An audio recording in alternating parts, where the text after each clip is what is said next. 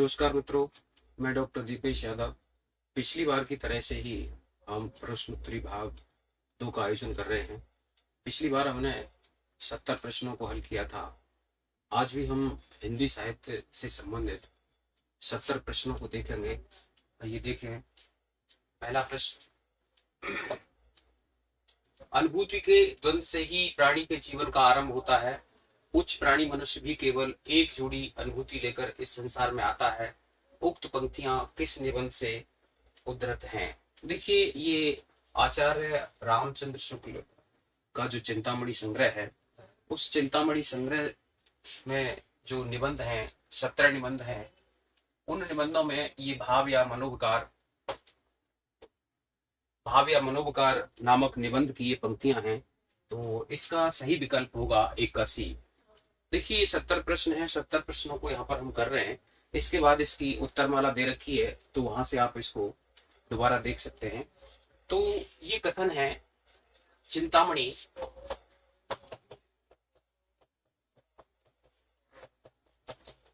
भाग 1 के निबंध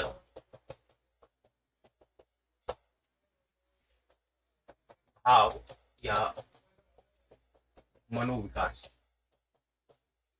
देखिए, जैसा कि हम जानते हैं, चिंतामणि भाग 1 ये आचार्य शुक्ल का पहला निबंध था। विचार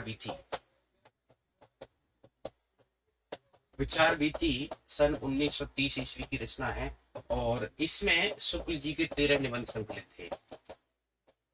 बाद में 4 निबंध और इसमें ऐड करके 17 निबंध कर दिए और ये चिंतामणि भाग 1 हो गई। और इसके चिंतामणि भाग 1 और इसका जो प्रकाशन वर्ष है वो 1939 है और इसका संपादन स्वयं आचार्य शुक्ल ने किया था। तो थोड़ा देखें,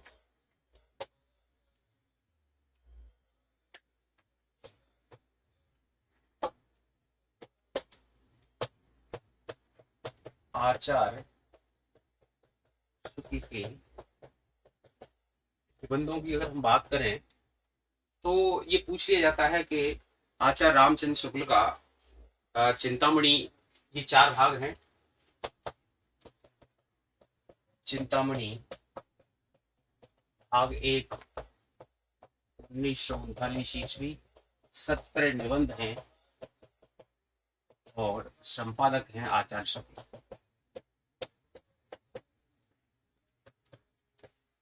दूसरा चिंतामणि भाग 2 है और इसका प्रकाशन वर्ष है 1945 ईस्वी। इसमें 3 निबंध हैं और इसके विश्वनाथ प्रसाद मिश्र संपादक हैं।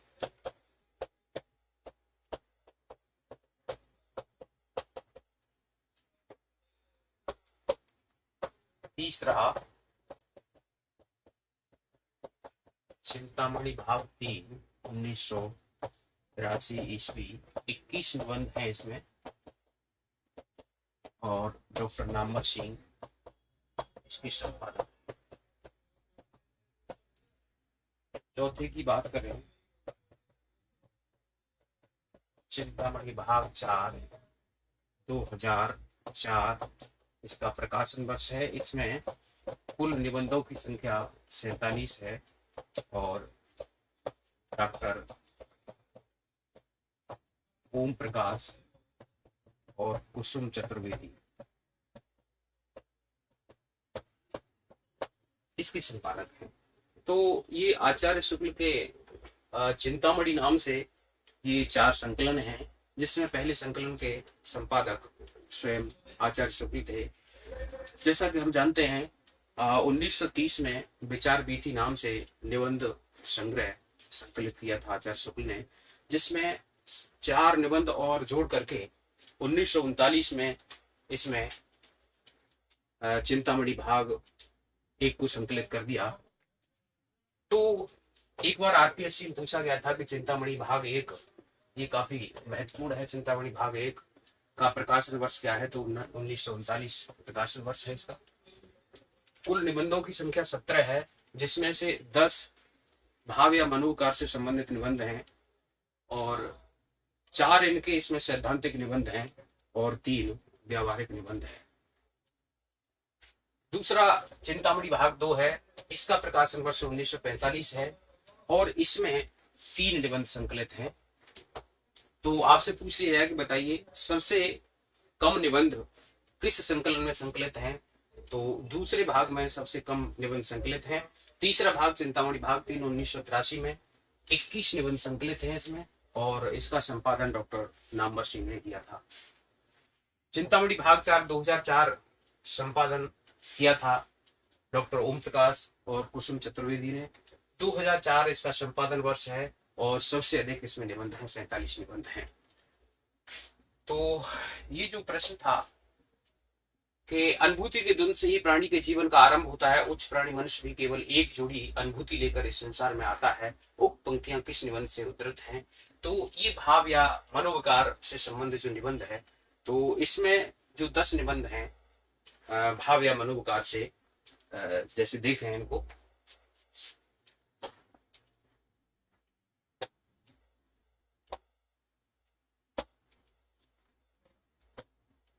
भाव, उत्स, श्रद्धा तथा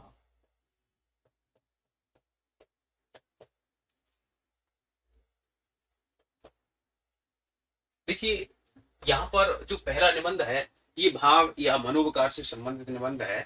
तो भाव, उत्स, श्रद्धा तथा करुणा, लज्जा, लोभ, घृणा भाव, भय, ईर्षा, दशम हृदय, गत क्रोध, ये 10 निबंध हैं। तो इससे आप कई बार पूछ लिया जाता है कि बताइए चिंतामणि भाग 1 में जो 10 निबंध संकलित हैं उन निबंधों में से कौन सा निबंध नहीं है। एक निबंध ऐसा दे देगा जो उसमें संकलित नहीं है, और ये कौन से निबंध है। भाव, उत्स, श्रद्धा तथा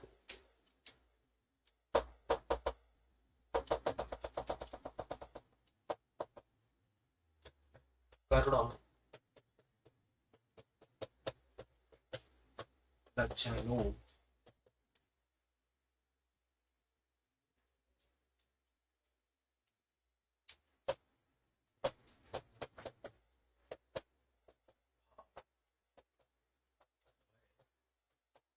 ईर्षा, दशम हृदय, गत क्रोध।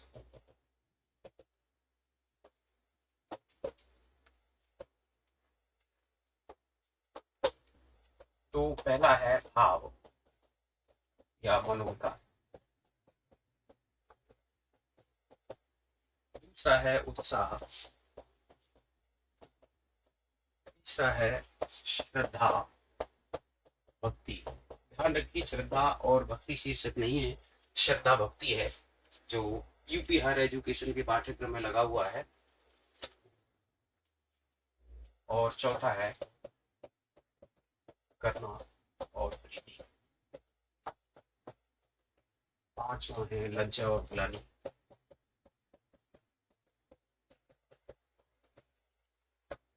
छठवां है लोभ और प्रीति।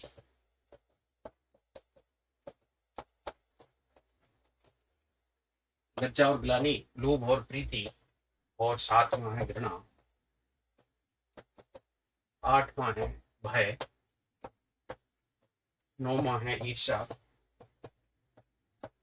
और 10वां है क्रोध। तो ये 10 निबंध हैं जो भाव या मनोविकार संबंधी निबंध हैं। तो 4 निबंध इसमें सैद्धांतिक हैं और 3 निबंध व्यावहारिक हैं। तो ये कुल मिलाकर के 70 निबंध है। चलिए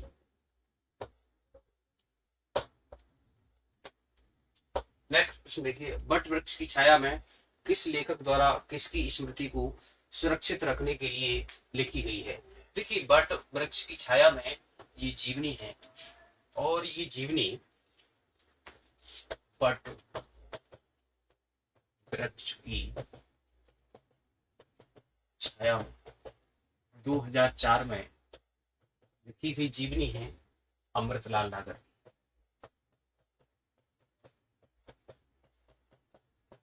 और ये अमृतलाल नागर के इनके पुत्र हैं कुमुद नागर। कुमुद नागर इसके लेखक हैं कुमुद नागर ने अपने पिता की जो जीवनी है बट वृक्ष की छाया शीर्षक से लिखी है, और ये इसका प्रकाशन वर्ष 2004 है। इसमें लाल नागर की 4 पीढ़ियों का उल्लेख किया गया है। देखिए, कमलेश्वर कमलेश्वर की जो जीवनी है मेरे हम सफर,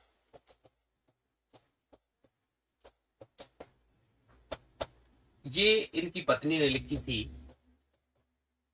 रात्रि कमलेश्वर।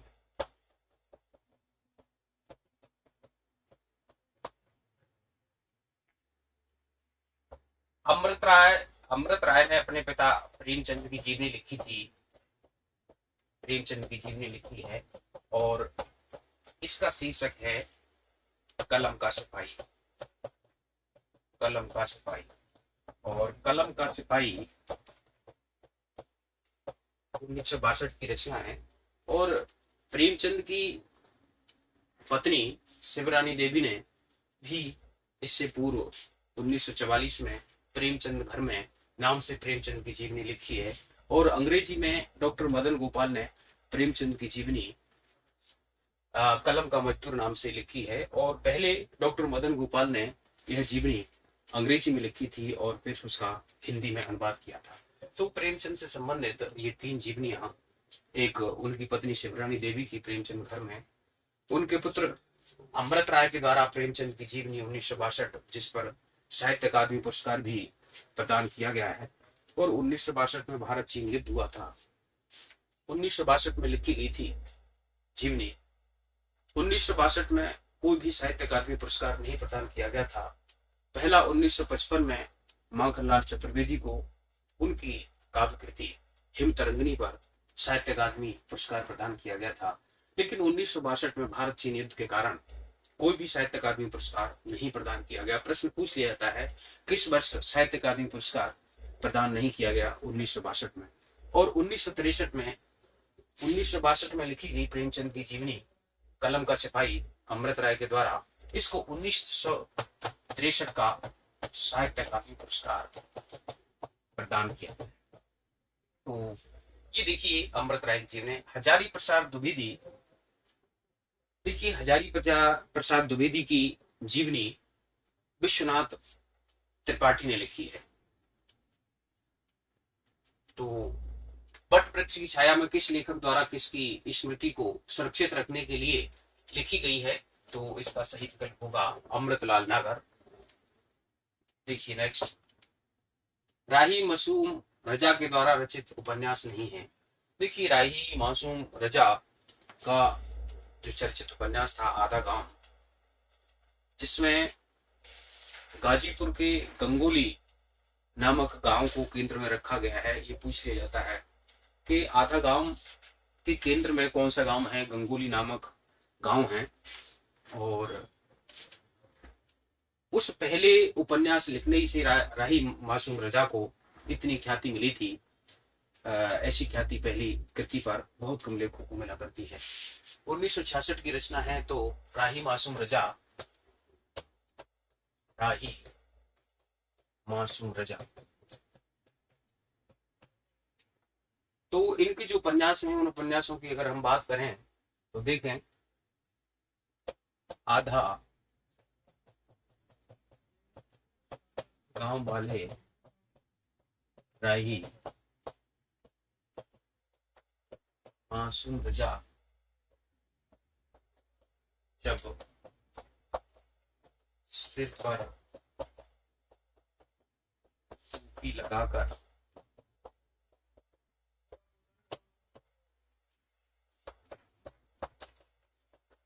मोहम्मद सिंह के साथ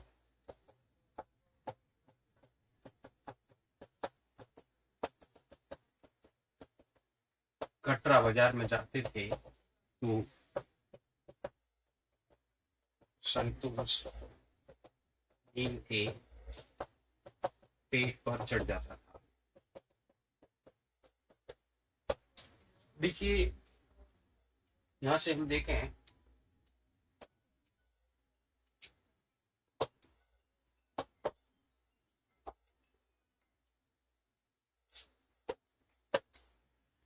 यहां से देखिए सबसे पहला जो उपन्यास है वह आधा गांव है, और इसका प्रकाशन वर्ष 1966, और इसमें गाजीपुर के गंगोली गांव का वर्णन किया गया है। दूसरा अगर हम देखें तो शेर पर टोपी यानी टोपी शुक्ला है, 1969 की रचना है टोपी शुक्ला। इसके बाद हिम्मत, हिम्मत से हिम्मत जौनपुरी है, ये भी 1969 की रचना है। चौथी रचना है हिम्मत सिंह के साथ कटरा, कटरा भी आरजू, कटरा भी आरजू। और उसके बाद देखिए एक दिल एक सादा कागज है, दिल एक सादा कागज, और एक है सीन 75, 1977 की रचना है, ये फिल्म से संबंधित है। और उसके बाद है असंतोष के दिन और नीम का पेड़, ये 2004 की रचना है। तो अंतिम इनका उपन्यास है नीम का पेड़, और पहला उपन्यास है इनका आधा गांव। तो देखिए टोपी शुक्ला है इसमें, दिल एक सादा कागज है, और कटरा भी आरजू है, समर शेष है, समर शेष है। ये कृति अब्दुल बिस्मिल्लाह का उपन्यास है, समर शेष है। तो ये इसमें अलग है। या तो आपको राई मासूम रजा के सारे उपन्यास पता हो तो आप इसमें जो ऑड है उसका पता कर सकते हैं, या फिर आपको जो ऑड कृति है उसका पता हो, समर शेष, समर शेष ये जो उपन्यास है अब्दुल बिस्मिल्लाह का है, जिनका एक चर्चित उपन्यास है झीनी झीनी बीनी चदरिया, जो काशी के बुनकरों को केंद्र में रखता है। तो ये, और समर शेष है नाम से रामधारी सिंह दिनकर की एक कविता भी है। तो इसका सही विकल्प 3 का सी होगा।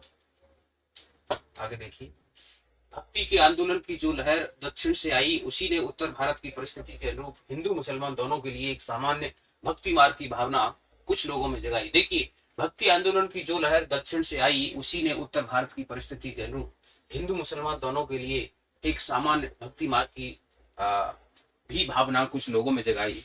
ये कहने वाले आचार्य रामचंद्र शुक्ल हैं, और आचार्य रामचंद्र शुक्ल भक्ति आंदोलन के उदय के कारण के रूप में मुसलमानों के आक्रमण को मानते हैं, और वे कहते हैं कि देश पर मुसलमानों के आक्रमण होने से हिंदू जनता के मन में वह उत्साह और उमंग नहीं रह गया था। उनके सामने उनके पूज्य पुरुषों का अपमान किया जाता था, देव मंदिर जलाए जाते थे, गिराए जाते थे, और वे न तो बिना लज्जित हुए उसे देख सकते थे और न अपनी वीरता के गीत गा सकते थे। ऐसे में भगवान की करुणा की ओर ध्यान लगाने के अलावा दूसरा मार्ग ही क्या था। ऐसी कुछ पंक्तियां आचार्य रामचंद्र शुक्ल ने लिखी हैं, लेकिन इसका मुखर विरोध आचार्य हजारी प्रसाद द्विवेदी ने लिखा है कि मैं जोर देकर कहता हूं कि अगर इस्लाम न आया होता तो भी भक्ति आंदोलन का बारे आना वैसा ही होता जैसा आज है। तो ये जो पंक्तियां हैं ये आचार्य रामचंद्र शुक्ल की हैं, 4 का ही विकल्प सही होगा। नेक्स्ट देखिए, निम्नलिखित में से कौन से पश्चिम विचारक 20वीं सदी में मौजूद नहीं थे। देखिए, ये 20वीं सदी में कौन सा विचारक मौजूद नहीं था। देखिए, हम जानते हैं कि पाश्चात्य जो दर्शन है वो प्लेटो से शुरू होता है, प्लेटो के बाद में अरस्तु, और अरस्तु के बाद में लॉन्जाइनस। ये तीसरी शताब्दी के हैं लॉन्जाइनस, और ये शताब्दी पूर्व के हैं। जैसा कि हम जानते हैं प्लेटो और अरस्तु को, प्लेटो के शिष्य अरस्तु थे। तो अब इसके बाद अगर हम देखें तो इनको क्रम से पश्चिम के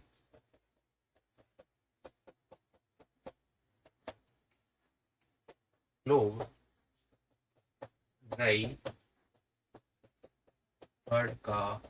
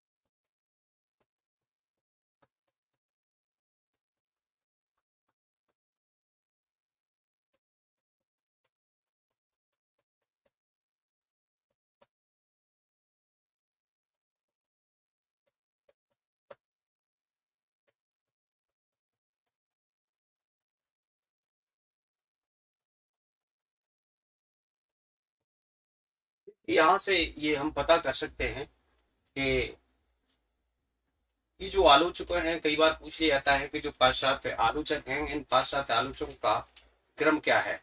तो इनके क्रम की अगर हम बात करें तो सबसे पहले हम जानते हैं कि प्लेटो है, प्लेटो के बाद अरस्तु है। 427 ईस्वी पूर्व से 347 ईस्वी पूर्व का प्लेटो का समय है। अरस्तु का 374 से 322 ईस्वी का समय है। और यहाँ से ये लॉन्जान तीसरी शताब्दी के ये पाश्चात्य दार्शनिक हैं। तो यहाँ से देखिए, लॉन्ग से लॉन्जानस बनेगा, ड्राई से ड्राइडन बनेगा, और बर्ड से बर्ड्सवर्थ बनेगा। ये सब 19वीं शताब्दी के दार्शनिक हैं। और कलीजा से ये बनेगा कॉलेज, ये भी देखिए 19वीं शताब्दी के हैं। बर्ड्सवर्थ भी 19वीं शताब्दी के हैं और ड्राइडन भी 19वीं शताब्दी के हैं। इसके बाद देखिए मैथ्यू अर्नाल्ड भी 19वीं शताब्दी के हैं। लेकिन यहाँ पर अगर हम देखें, कच्चा से बनेगा क्रोचे, क्रोचे ये 20वीं शताब्दी के हैं। तो ये क्रोचे 20वीं शताब्दी के हैं। और कॉलरिज 19वीं शताब्दी के हैं। ये क्रम से हैं। और फिर उसके बाद में ये इलियट हैं, इलियट भी 20वीं शताब्दी के हैं। और ये रिचर्ड्स, देखिए रिचर्ड्स हैं, ये भी 20वीं शताब्दी के हैं। और जॉन क्रोरेंसम की अगर हम बात करें तो ये नई समीक्षा के जो पाश्चात्य लेखक हैं, तो जॉन क्रोरेंसम हैं, एलन टेट हैं, और ब्लैक कामर हैं, और एम्पसन हैं, और ब्रुक्स हैं, और बानिन पिन हैं। तो ये नई समीक्षा के हैं, इनका समय बाद का है। तो यहाँ से आपसे पूछा गया। और सिगमंड फ्राइड, जैसा कि हम जानते हैं, इनका निधन 1939 ईस्वी में हुआ था। तो ये भी 20वीं शताब्दी के हुए। यानी जो निधन होता है, निधन से किसी भी व्यक्ति के समय का कि वो किस सदी का है, उससे उसका निर्धारण करते हैं। तो 1939 में सिगमंड फ्राइड का निधन होता है प्रथम विश्व युद्ध के समय। तो ये 20वीं शताब्दी के हैं। तो आइए रिचर्ड्स, बेनेडिक्टो क्रेचो, क्रोचे और सिगमंड फ्राइड ये 20वीं शताब्दी के हैं। Samuel Taylor, Coleridge, Dryden, Wordsworth और ये कॉलेज, मैथ्यू अर्नाल्ड, ये चारों 19वीं शताब्दी के हैं। तो आपसे पूछा गया है कि कौन सा विचारक इसमें 20वीं शताब्दी का नहीं है। तो हम कह सकते हैं कि सैमुअल टेलर, कॉलेज ये 19वीं शताब्दी के हैं, 20वीं शताब्दी के नहीं है। तो इसका सही विकल्प 5 का भी होगा। रीतकालीन आचार्यों की तीन श्रेणियां हैं। देखिए डॉक्टर नगेंद्र ने रीतकालीन आचार्यों की 3 श्रेणियां बनाई। एक श्रेणी थी उद्भावक आचार्य, और दूसरी थी व्याख्याता आचार्य, और तीसरी थी कवि शिक्षक। उद्भावक का मतलब किसी नवीन सिद्धांत की उद्भावना करने वाले उद्भावक आचार्य थे, और उन सिद्धांतों की व्याख्या करने वाले जो आचार्य थे उनको व्याख्याता आचार्य कहा गया। और कवि शिक्षक हैं, कवि शिक्षक जो कविता करते थे और जिनके द्वारा जो रस है, रस प्रदान किया जाता था, वो कवि शिक्षक है। तो यहाँ पर ये उद्गाता आचार्य नहीं है। तो उद्भावक है, व्याख्याता है और कवि शिक्षक है। तो फर्स्ट, सेकंड और फोर्थ इसका विकल्प भी सही होगा।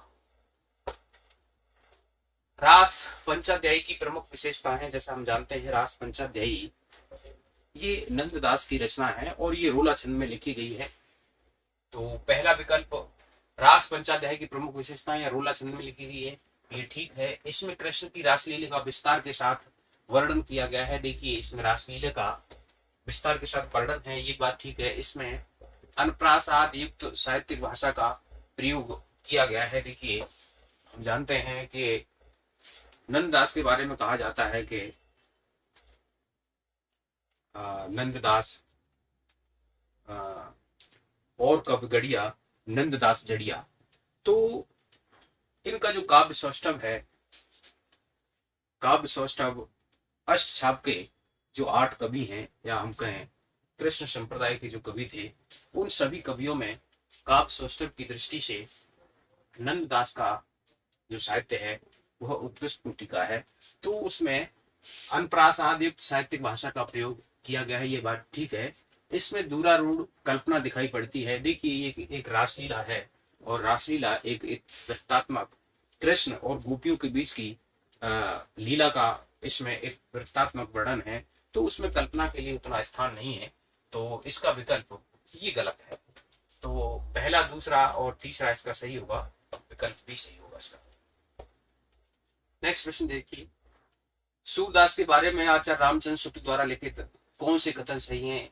उन्होंने विट्ठलनाथ की आज्ञा से श्रीमद् भागवत की कथा को पदों में गाया। देखिए, सूरदास के गुरु जो थे बल्लवाचार्य थे, और बल्लवाचार्य के कहने पर ही उन्होंने श्रीमद् भागवत की जो कथा थी, उस कथा में कृष्ण की लीला का गान किया।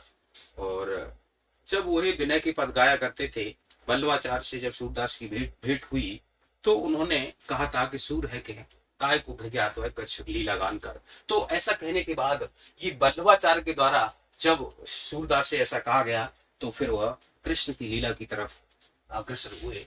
तो ये पहला कथन गलत है। उन्होंने भागवत के 10वें स्कंद की कथा का इतिवृत्त के रूप में कह दी है। ये बात ठीक है कि 10वें स्कंद के जो 47वां अध्याय है, उसको भ्रमर गीत का इन्होंने आधार बनाया है। उन्होंने भिन्न भिन्न लीलाओं को अत्यंत मधुर और मनोहर पदों में गाया है। देखिए, ये बात भी ठीक है, उनके पद अत्यंत प्रगल्भ और काव्यपूर्ण है, ये भी बात ठीक है। और उनके पदों की आचार्य रामचंद्र शुक्ल ने भी काफी प्रशंसा की है सूरदास की पदों की। तो इसमें पहला गलत है, दूसरा, तीसरा और चौथा सही है। तो इसका विकल्प सी होगा, 8 का सी सही है। रहीम की कविता नगर शोभा की मुख्य विशेषता है। देखिए, नगर शोभा है रहीम की कविता। इसमें विभिन्न जात की स्त्रियों के जो पेशे हैं, उन पेशों के माध्यम से अनेक जात की स्त्रियों का इसमें वर्णन किया गया है, श्रृंगार का वर्णन किया गया है। जैसे ब्राह्मणी है, धोबिन है, नायन है, काचिन है, ऐसी जाति की स्त्रियों का वर्णन किया गया है। इसमें नगर का संकुचित, लेकिन इसमें नगर जरूर आ रहा है, लेकिन नगर का इसमें वर्णन नहीं है। इसमें विभिन्न जाति की स्त्रियों का वर्णन है। तो पहला विकल्प इसका सही है कि संकुचित वर्णन है, इसका व्यापक वर्णन नहीं है। इसमें वर्ण व्यवस्था के अनुसार अनेक जाति की स्त्रियों का वर्णन है, ये भी ठीक है, पहला भी सही है। इसमें स्त्रियों को उत्कृष्ट कोटि का बताया गया है। देखिए, ये गलत है। नगर शोभा में स्त्रियों को उत्कृष्ट कोटि का नहीं बताया गया है। इसमें जो विभिन्न जाति और वर्णों की स्त्रियां हैं, उन स्त्रियों की पेशों से संबंधित श्रृंगारपूर्ण इसमें उल्लेख किया गया है। ये स्त्रियां अपना उत्पाद बेचने का काम करती हैं, ये भी ठीक है। तो इसका पहला, दूसरा और चौथा विकल्प सही होगा। पहला, दूसरा, यानी 9 का एक विकल्प सही होगा। रीतकालीन वीर काव्य की प्रमुख विशेषताएं रासो काव्य की अपेक्षा अधिक प्रमाणिक हैं। देखिए, जो रासो काव्य था आदिकाल का, तो उसमें अत्यधिक अधिकांश जो रचनाएं थी, उनकी प्रामाणिकता पर संदेह है, उनकी ऐतिहासिकता पर संदेह किया जाता है, चाहे हम पृथ्वीराज रासो को लें या फिर दूसरे वीर काव्यों को लें। और लेकिन जो रीत काल में वीर काव्य लिखे गए, चाहे वो भूषण के द्वारा लिखा गया हो, और चाहे वह सूदन के द्वारा लिखा गया हो, और चाहे जोधराज के द्वारा लिखा गया हो, हम्बी रासो, तो इनकी जो ऐतिहासिकता है वह प्रामाणिक है आदिकाल की अपेक्षा। तो पहला विकल्प रासो काव्य की अपेक्षा अधिक प्रामाणिक है, ये बात सही है। इनमें तत्कालीन इतिहास सुरक्षित है। देखिए, आदिकाल में ऐतिहासिकता सुरक्षित नहीं है, लेकिन रीत काल में ऐतिहासिकता सुरक्षित है। इनमें चमत्कारिक वर्णन और भाषाई खिलवाड़ बहुत अधिक है। देखिए, ऐसा नहीं है। इसमें जो भूषण है, भूषण की आचार्य रामचंद्र शुक्ल ने भी तारीफ की है। किसी भी काव्य में फिरंगियों का भी वर्णन किया गया है, तो इसमें अंग्रेजों का भी वर्णन किया गया है। जैसे जोधराज कृत हम्बीर काव्य है, उसमें अंग्रेजों का भी वर्णन किया है। तो ये इसमें पहला, दूसरा और चौथा सही है। तीसरा गलत है, तो पहला, दूसरा और चौथा विकल्प डी सही होगा इसका। निम्नलिखित में से कौन से युग्म सही हैं? विश्वप्रिया खंड काव्य, सिद्धराज खंड काव्य, साकेत महाकाव्य, जय भारत मुक्तक काव्य। देखिए, विष्णुप्रिया खंड काव्य है, जैसा कि हम डॉक्टर नगेंद्र का इतिहास पढ़ते हैं तो उसमें डॉक्टर नगेंद्र ने मैथिली शरण गुप्त के 19 खंड काव्य और 2 महाकाव्यों की चर्चा की है। यानी 19 खंड काव्य और 2 महाकाव्य बताते हैं डॉक्टर नगेंद्र, जिसमें एक तो जय भारत ये महाकाव्य है, 1952 की रचना है, और एक साकेत है, 1931 की रचना है, ये भी महाकाव्य है। और सारे ये विष्णुप्रिया और सिद्धराज ये खंड काव्य हैं, ये बात ठीक है। तो इसमें विष्णुप्रिया खंड काव्य, सिद्धराज खंड काव्य, साकेत महाकाव्य ठीक है, और जय भारत महाकाव्य ये गलत है। तो पहला, दूसरा और तीसरा ये इसके सही है, पहला, दूसरा और तीसरा, विकल्प सी सही होगा। देखिए, अगर इसकी हम बात करें तो मैंने जब मैथिली शरण गुप्त का साकेत की व्याख्या की थी तो उस समय हमने कवि परिचय के बारे में, मैथिली शरण गुप्त के बारे में, उनकी रचनाओं को कालक्रम से पढ़ा था, जिसमें रंग में भंग 1909 की उनकी पहली खंड काव्य है, कृति है, और उसके बाद में जयद्रथ वध है, और फिर उसके बाद में भारत भारती 1912, फिर पंचवटी 1925 है, फिर झंकार, फिर किसान है 1917 की, झंकार है 1929 की। तो इस प्रकार से ये हमने पढ़ा था, और अंत में जो रत्नावली है 1960 में तुलसीदास जी की पत्नी थी, उन पर उन्होंने रत्नावली नाम की कविता लिखी है, वो 1960 में उसका प्रकाशन वर्ष है। तो ये कालक्रम से हमने देखे थे, तो यहाँ पर हम कह सकते हैं कि इसका पहला, दूसरा और तीसरा सही है। जय भारत महाकाव्य होना चाहिए, लेकिन इन्होंने मुक्त काव्य लिखा है जो गलत है, तो इसका विकल्प सी सही होगा। अगला देखिए, विदेशी पृष्ठभूमि पर आधारित हिंदी उपन्यास। देखिए, विदेशी पृष्ठभूमि पर आधारित हिंदी उपन्यासों की बात की जा रही है। वही दिन ये निर्मल वर्मा का उपन्यास है, निर्मल वर्मा का, और ये भी देखिए चेकोस्लाविया को इसका आधार बनाया गया है, तो ये विदेशी पृष्ठभूमि से ही है। रुकोगी नहीं राधिका, ये उषा प्रियमदा का है, उषा प्रियमदा उपन्यास है, और इसमें भी विदेश की पृष्ठभूमि को लिया गया है। जो प्रवासी भारतीय हैं उसका उल्लेख किया गया है। 7 नदियां एक समुद्र की अगर हम बात करें तो 7 नदियां एक समुद्र, ये नासरा शर्मा का उपन्यास है, और ये ईरानी क्रांति पर आधारित है। नासरा शर्मा ईरानी क्रांति पर आधारित है, और उस शहर तक की अगर हम बात करें तो उस शहर तक ये तेजिंदर का उपन्यास है, और इसमें दिल्ली के को केंद्र में रखा गया है। तो विदेशी पृष्ठभूमि पर वेद निर्मल वर्मा का है, रुकोगी निराध का उषा प्रेमदा का है, 7 नदियां एक समुद्र नासरा शर्मा का है, लेकिन उस शहर तक ये तेजिंद्र का ये विदेशी पृष्ठभूमि को नहीं समेटता, ये दिल्ली को केंद्र में लिखा गया है, रख करके लिखा गया है। तो पहला, दूसरा और तीसरा इसका विकल्प सही होगा, विकल्प भी सही है 12 का। देश विभाजन के प्रसंग पर आधारित उपन्यास। देखिए, झूठा सच 1958, 2 भागों में है, 1958 भाग 1 और 1960 भाग 2।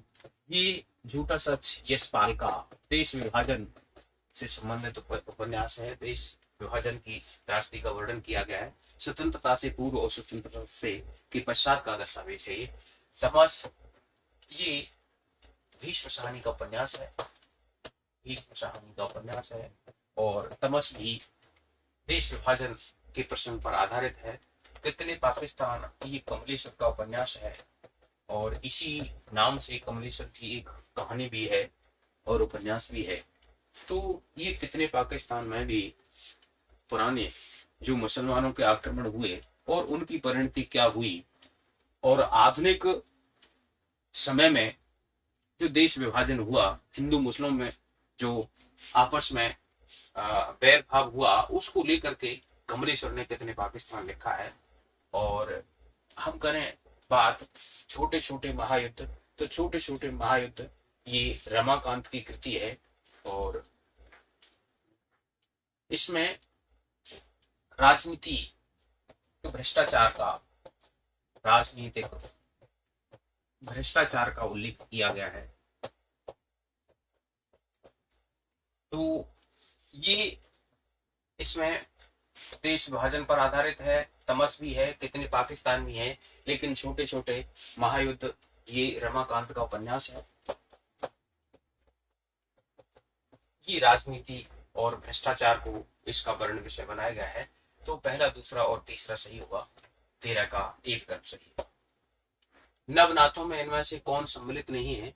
देखिए, वैसे तो हमें पता है कि देवसेन एक जैनाचार्य हैं, ये नवनाथों में नहीं आते हैं, लेकिन हमें नवनाथ कई बार प्रश्न पूछ लिया जाता है कि बताइए इनमें से कौन सा नवनाथों में ऐसे कौन नहीं है।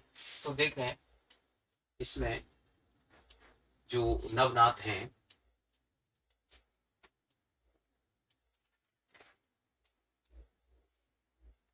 इनको देखिए, नागा, जड़ सत, हरभे और गुरु, गोरखनाथ,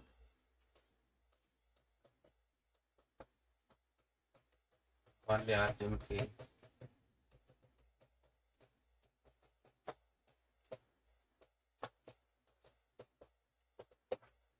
तो यहां से ये हम देखें, एक नागार्जुन है नाथों में, पूरज सिद्धांत संग्रह के अनुसार नागार्जुन है, चरण भरत है,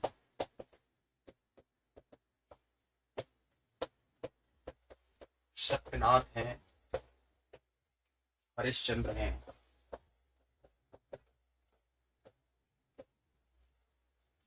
भीमनाथ है,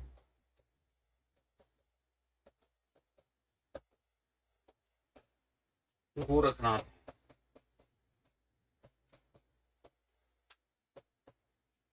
मल्ल्यार्जुन है,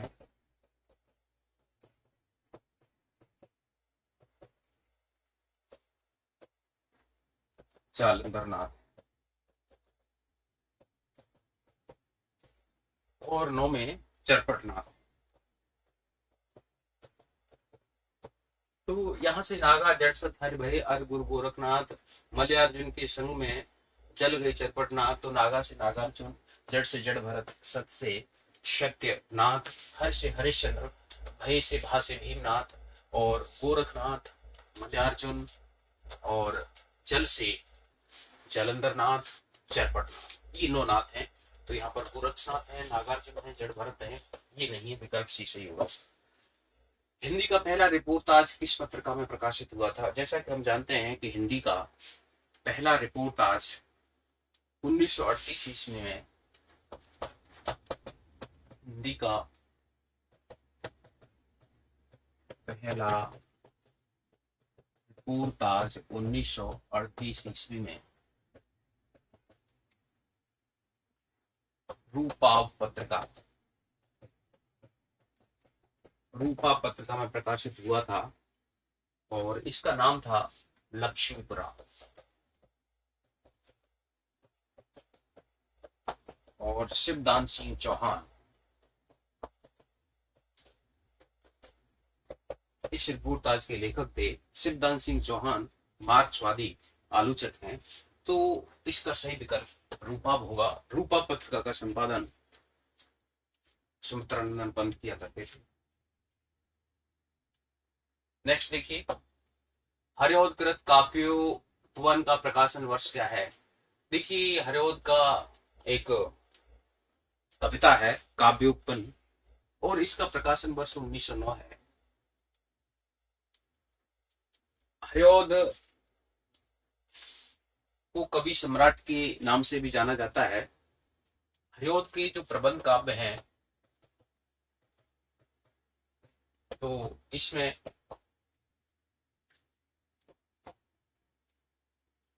प्रिय प्रवास,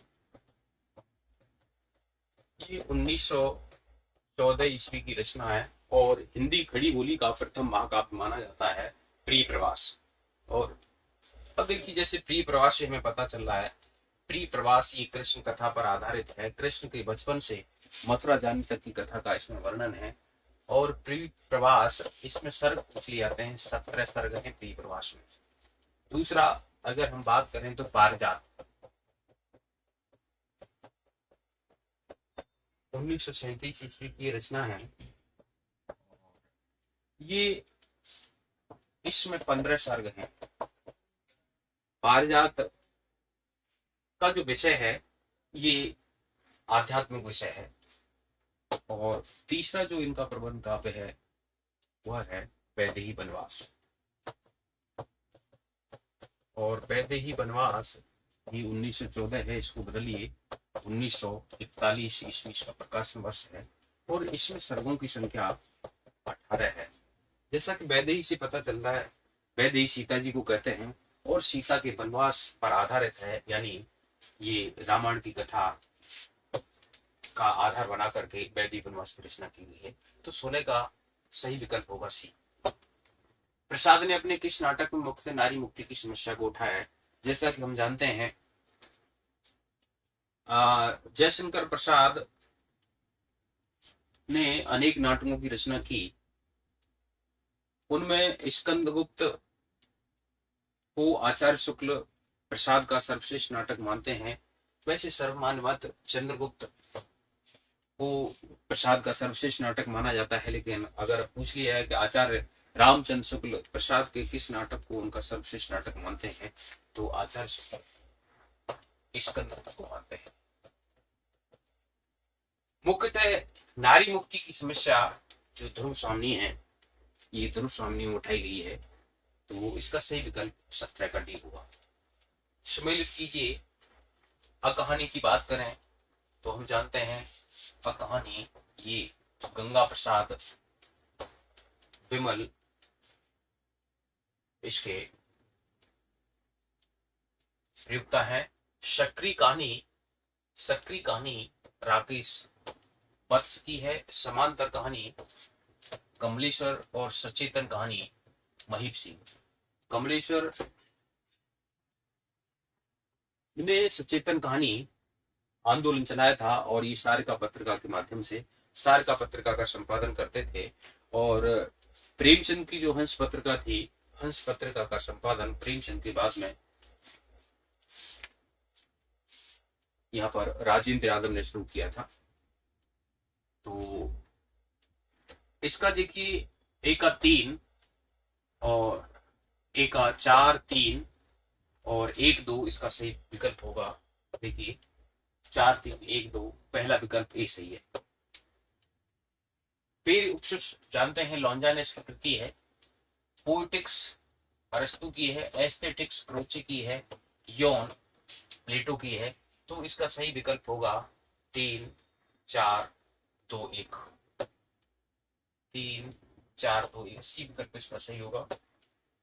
प्रयोगवाद शब्द के प्रथम प्रयोक्ता माने जाते हैं। देखिए, अगर हमें से पूछी जाए कि प्रयोगवाद के प्रवर्तक कौन है, तो प्रयोगवाद के प्रवर्तक अग्गे को माना जाता है। तार सप्तक के प्रकाशन से ही प्रयोगवाद का प्रवर्तन माना जाता है 1943 ईस्वी से। लेकिन प्रयोगवाद शब्द के प्रथम प्रयोक्ता की अगर बात करें तो नंदलाल वाजपेयी। तो इसका 20 का सही विकल्प ए होगा। क्रोचे के अभिव्यंजनावाद का संबंध वक्रोक्ति सिद्धांत के साथ मानने वाले विद्वान, ये जानते हैं हम आचार्य रामचंद्र शुक्ल हैं। 21 का विकल्प डी सही होगा। हिंदी नव जागरण को मूलतः बुद्धवादी और रहस्यवाद विरोधी कहने वाले डॉक्टर रामविलास शर्मा थे। जो हिंदी नवजागरण है उसको बुद्धवादी और रहस्यवाद विरोधी मार्क्सवादी आलोचक थे। तो वह किसी भी चीज की आध्यात्मिक धर्म आदि में आस्था नहीं थी। उनका जो रुझान था वह भौतिकवाद में था। तो ये कथन है रामविलास शर्मा का। सिंघानिया नामक पुरुष पात्र का संबंध किससे है? देखिए, मोहन राकेश का नाटक है आधे अधूरे नाटक का सिंघानिया ये पुरुष पात्र है। देखिए, इसमें 4 पुरुष पात्र हैं। एक महेंद्र है, दूसरा सिंघानिया है, तीसरा जगमोहन है, और चौथा जनीजा है। एक इसका महेंद्र का पुत्र भी है अशोक। इसकी 2 लड़कियां भी हैं, बिन्नी और बिन्नी का नाम है। और एक इसमें इसकी पत्नी भी है सावित्री, जो इसकी मुख्य स्त्री पात्र है। उसी के एक मध्यवर्गीय परिवार की इसमें मध्यवर्गीय परिवार की समस्याओं का इसमें चित्रण किया गया है कि किस प्रकार से जो परिवार मध्यवर्गीय परिवार है वह पति और पत्नी की आपस में कलह करने से उसका परिवार किस प्रकार से बिखर जाता है। और सावित्री क्रम से महेंद्र को छोड़ करके सिंघानिया, जगमोहन और जुनेजा के पास जाती है। और अंत में यह सिद्ध होता है कि सबके सब अधूरे हैं, पूर्णता किसी में भी नहीं है। और उसी के आधार पर आधे अधूरे शीर्षक का नामकरण किया गया है। तो इसमें जो मोहन राकेश के नाटक हैं वह आषाढ़ का एक दिन,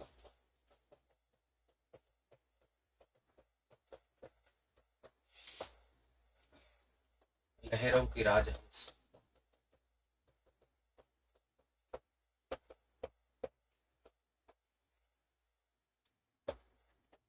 आधे अधूरे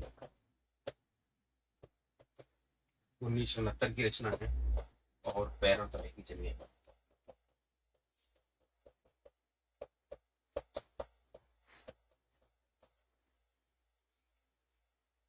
ये देखिए, इनके मोहन राकेश के नाटक हैं। आषाढ़ का एक दिन, ये क्रम पूछ लिया जाता है कि मोहन राकेश के नाटकों का क्रम क्या है। तो आषाढ़ का एक दिन, फिर उसके बाद में लहरों के राजहंस, फिर आधे अधूरे और पैरों तले की जमीन। ये अपूर्ण नाटक है जिसे इनके मित्र कमलेश्वर ने पूर्ण किया था।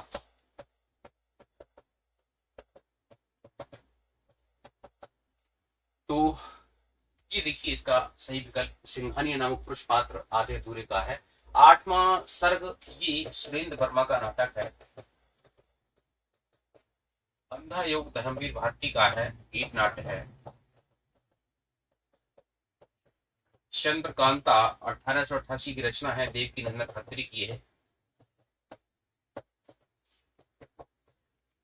इसका 23 का विकल्प भी सही होगा। निम्नलिखित वाक्यांश में विरह की किस दशा का वर्णन है? यह तन जारों छार के, कहों के पवन उड़ाव, मग ते मार्ग उड़ पड़े, कंत तहे झपाओ। देखिए, ये जायसी की पद्मावत की ये पंक्तियां हैं, नागमती के विरह वर्णन से हैं। तो इसमें नागवती नायिका के विरह वर्णन को का चित्रण किया गया है कि नागवती कहती है कि यह तन जारों छार के, यह तन जला करके, छार माने राख कर दूं, कहूं कि पवन उड़ाओ, और पवन से कहूं कि इसे उड़ा ले जाए, यानी मेरे शरीर की जो राख हो जाए उसको उड़ा ले जाए। मक ते ही मार्ग उड़ पर, शायद हो सकता है कि उस मार्ग में मेरी जो शरीर की राख है उस मार्ग में उड़ करके पड़ जाए, जिस मार्ग से मेरा कंठ यानी प्रीतम आ रहा हो, और उसके पैरों के तले मेरे शरीर की चल करके जो राख है वह राख पड़ जाए, तो उससे मेरा सामीप्य हो जाएगा। ये उसकी अभिलाषा है, ऐसी इच्छा है। तो इसमें अभिलाषा नामक ये विरह की दशा का वर्णन किया गया है, इससे स्पष्ट हो रहा है। तो इसमें 24 का ए। अब देखिए, ये विरह की जो दशाएं हैं, ये विरह की दशाएं 10 दशाएं होती हैं। तो कई बार पूछ लिया जाता है कि बताइए निम्नलिखित में से कौन सी विरह की दशा नहीं होती है? तो अभिचिंता, स्मृत कथन, अति उद्वेग प्रलाप, अभि चिंता, स्मृत कथन, अति उद्वेग लाभ। तो यहां से देखिए ये विरह की दशाएं हैं, जो 10 दशाएं, उन्माद व्याध जड़ता सहित, उन्माद व्याध जड़ता सहित कोई मरण खुदा। देखिए यहाँ से पूछ लिया है कि बताइए विरह की जो 10 दशाएं हैं उनमें से कौन सी दशा नहीं होती। तो हम बात करें यहाँ पर जो विरह की दशाएं हैं, 10 दशाएं, वो से अभिलाषा, चिंता, स्मृति, गुण कथन, उद्वेग, प्रलाप, उन्माद, व्याधि, जड़ता और मरण की अवस्था को मरण कहते हैं। मरण, ये 10 दशा है। तो पूछ लिया जाता है कि इनमें से बताइए कौन सी ग्रह की दशा नहीं है। ये 10 दशाएं यहाँ से हम देख सकते हैं और इसमें हमें पता चल रहा है कि उस नागमती की ऐसी अभिलाषा है कि मेरा शरीर जल करके राख हो जाए, और राख होकर के जिस मार्ग से मेरा कंत, मेरा प्रियतम आ रहा है, उस मार्ग में मेरे शरीर की राख पड़ जाए तो मेरा उसे सामीप्य हो जाएगा, ऐसी बात है। नेक्स्ट देखिए, भारतीय संविधान के किस अनुच्छेद के आधार पर 1955 ईस्वी में राजभाषा आयोग की नियुक्ति की गई थी। देखिए हम जानते हैं कि अनुच्छेद 343 है। अनुच्छेद 343 में भारत की राजभाषा हिंदी और लिपि देवनागरी होगी और अंकों का, अंतरराष्ट्रीय अंकों का प्रयोग होगा, ऐसी बात कही गई है 343(1) में। और 343(2) है, इसमें अगले 1950 से 1965 तक अंग्रेजी भाषा के प्रयोग की बात की गई थी। और 344 है, उसमें पहले 10 साल के लिए और फिर प्रत्येक 10 साल और 5 साल के बाद में राष्ट्रपति के द्वारा राजभाषा आयोग के गठन की बात 344 में कही गई है। तो और इसी के आधार पर 1955 में बीजी खैर की अध्यक्षता में प्रथम राजभाषा आयोग का गठन किया गया था। तो ये 344 का ए विकल्प सही होगा। और 348 ये उच्च न्यायालय से संबंधित है ये, तो इसका सही विकल्प सी होगा।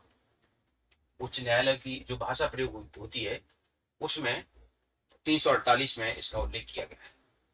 निम्नलिखित में से एक राम भक्त कवि हैं।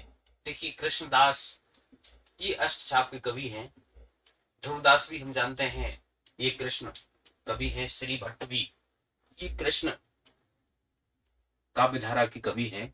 लेकिन नाभादास जिन्होंने भक्तिमाल लिखा है और अष्टयाम भी लिखा है, जिसमें राम के 8वें पहर की जो दिनचर्या है उसका वर्णन किया गया है। तो नाभादास ये राम भक्त कवि हैं और सभी कृष्ण भक्त कवि हैं। तो 26 का सही विकल्प डी होगा। एक अंकी के में संकलन त्रय का आशय क्या है। देखिए एक अंकी में संकलन त्रय पात्र, भाषा, वेशभूषा का समन्वय देखिए ये नहीं है। समय, स्थान, काल की एकता, देखिए समय और काल तो एक ही चीज होगी, ये नहीं हो सकता। देश, काल और वातावरण ये भी नहीं है। समय, स्थान और काल की एकता, ये 27 का डी सही है, जिसमें एक अंकी में संकलन त्रय होता है। संकलन त्रय में समय और स्थान और कार्य को समाहित किया जाता है। तो विकल्प भी सही होगा 27 का। इनमें से कौन सा आचार्य अलंकार संप्रदाय में सम्मिलित नहीं है। तो देखिए हम जानते हैं कि भामह, दंडी, उद्भट, रुद्रट, ये जो आचार्य हैं, रुयक, जयदेव, ये आचार्य अलंकारवादी आचार्य हैं। लेकिन विश्वनाथ रसवादी आचार्य हैं। तो सही विकल्प 28 का ए होगा। इनमें से कौन सा रचनाकार तार सप्तक में सम्मिलित नहीं है। देखिए नैमी, गिरजा, माछवी, मुक्त, बोध, अग्गे, भूषण शर्मा 7 कप सप्तक भी रचे। तो नैमी चंद जैन है। नेमीचंद जैन गिरजा कुमार माथुर हैं,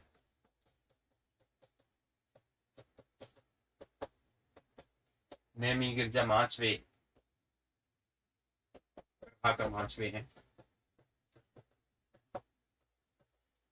तार सप्तक की कवि है। तार सप्तक का 1943 ईस्वी में प्रकाशन होता है और नेमी गिरजा माचवे मुक्तिबोध ये मार्क्सवाद की तरफ इनका झुकाव था और आगे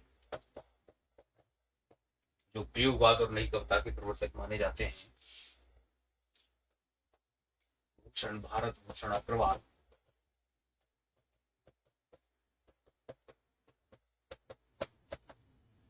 शर्मा यानी रामविलास शर्मा मार्क्सवादी आलोचक हैं। तो ये 7 कवि थे। तो रामविलास शर्मा है, मुक्तिबोध है, प्रभाकर माचवे हैं, लेकिन केदार सिंह नहीं है इसमें। तो सही विकल्प डी हो जाएगा, 29 का डी। पहला जो तार सप्तक है 1943 में इसका प्रकाशन होता है। इसको तार सप्तक ही बोला जाता है, प्रथम तार सप्तक नहीं बोला जाता या पहला तार सप्तक नहीं बोला जाता। तो तार सप्तक का प्रकाशन 1943 में होता है और जो द्वितीय सप्तक है, दूसरा सप्तक है, उसका प्रकाशन 1951 यानी 8 वर्ष के बाद। यानी हम देखें कि जो तार सप्तक है, तार सप्तक 1943 ईस्वी और फिर उसके बाद में दूसरा सप्तक, इसमें 8 ऐड करने पड़ेंगे, 1951 ईस्वी और फिर तीसरा सप्तक, फिर इसमें 8 ऐड करने पड़ेंगे, 1959 ईस्वी और चौथा सप्तक 1979 ईस्वी।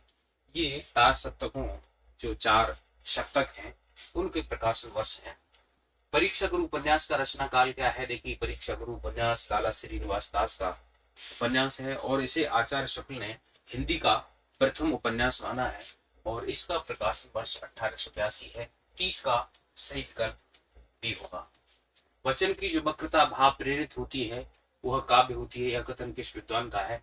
देखिए, वचन की जो वक्रता भाव प्रेरित होती है वह काव्य होती है, ऐसा जो सूरदास जी का भ्रमर गीत सार है, भ्रमर गीत की सार की भूमिका लिखते समय आचार्य शुक्ल का ये कथन है कि मोह और माखन चोर गड़े, जब पद आता है तो मोह और माखन चोर गड़े, आगे की कुछ पंक्तियां, कैसे हूं ना है निकसत मनमोहन, ये तिरछे जो आन गड़े, ऐसा कुछ पंक्तियां हैं। तो उसके आधार पर ये आचार्य रामचंद्र शुक्ल की सूरदास के संबंध में ये बात कही गई कि वचन की जो वक्रता भाव प्रेरित होती है वही काव्य होती है। ये भ्रमर गीत सार में है कि इसमें जो वक्रोक्ति जीवितम है, वक्रोक्ति जीवितम का हवाला देते हुए कहा गया है कि वक्रोक्ति जीवितम में इसी बात का समर्थन किया गया है, उसमें वक्रोक्ति अलंकार का नहीं किया गया है। तो ये भ्रमर गीत सार की भूमिका में आचार्य रामचंद्र शुक्ल की ये पंक्तियां हैं। 31 का एक कर। निम्नलिखित में कौन सा युग्म सम्मिलित नहीं है? देखिए, 1946 ईस्वी प्रतीक का प्रकाशन। देखिए, प्रतीक का प्रकाशन ये पत्र था, अज्ञे ने प्रतीक का प्रकाशन 1946 ईस्वी में किया था और इससे प्रयोगवाद को प्रश्रय दिया था। 1950 दूसरे सप्तक की भूमिका, 1951 है दूसरे सप्तक की भूमिका, ये गलत है। 1952 पटना रेडियो से नई कविता की घोषणा, ये भी अज्ञे ने की थी, लेकिन 1954 से नई कविता का प्रारंभ माना जाता है, नई कविता पत्रिका का जगदीश चंद्र के द्वारा 1954 में नई कविता का प्रकाशन ये हुआ था। ये बात ठीक है, ये बात ठीक है और ये भी ठीक है, लेकिन दूसरे सप्तक की भूमिका 1951 में लिखी गई थी अज्ञे के द्वारा, ये 1950 गलत है इसका। नेक्स्ट देखिए, तार सप्तक के किन दो कवियों ने अंत तक स्वयं को मार्क्सवादी ही घोषित किया? देखिए, तार सप्तक की बात करें तो नेमी चंद्र जैन, गिरजा कुमार माथुर, प्रभाकर माचवे, मुक्तिबोध, अज्ञे भारत भूषण अग्रवाल, रामविलास शर्मा, ये जो कवि हैं, इनमें मुक्तिबोध और रामविलास शर्मा का रुझान मार्क्सवाद की तरफ था। तो ये अंत तक मार्क्सवाद ही घोषित किया गया रामविलास शर्मा को और मुक्तिबोध को। प्रयोगवादी कविता के संदर्भ में कौन सा कथन सही है? देखिए, प्रयोगवाद का प्रारंभ सन 1943 से तार सप्तक के प्रकाशन से होता है। तो इसमें प्रयोगवादी कविता शोषित पीड़ित मानवता के उद्धार की आकांक्षा रखती है। ये विशेषता प्रगतिवाद की है कि प्रगतिवाद में शोषित पीड़ित मानवता के उद्धार की आकांक्षा, यानी जो शोषक वर्ग है, शोषक वर्ग के प्रति आक्रोश और शोषित के प्रति यहाँ पर उसके प्रति सद्भाव रखा गया है। तो ये विशेषता प्रगतिवाद की है। प्रयोगवाद सर्वहारा वर्ग को साथ लेकर चलने वाली राजनीतिक जागरण की कविता है।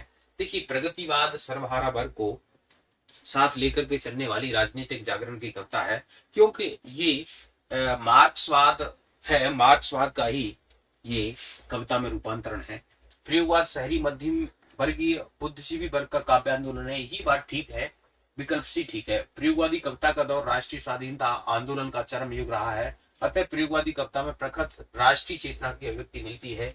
देखिए, प्रखर राष्ट्रीय चेतना की अभिव्यक्ति हमें छायावाद युग में मिलती है, ये बात छायावाद के लिए है। तो इसका सही विकल्प आपसे पूछा है 34 का सी विकल्प सही होगा।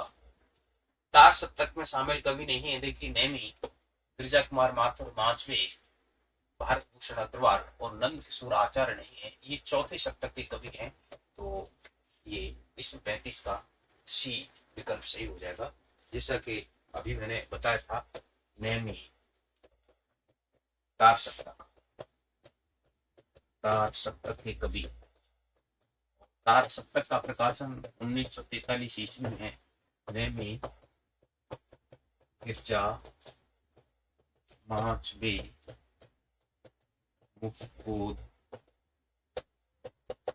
अग्गे, भूषण शर्मा,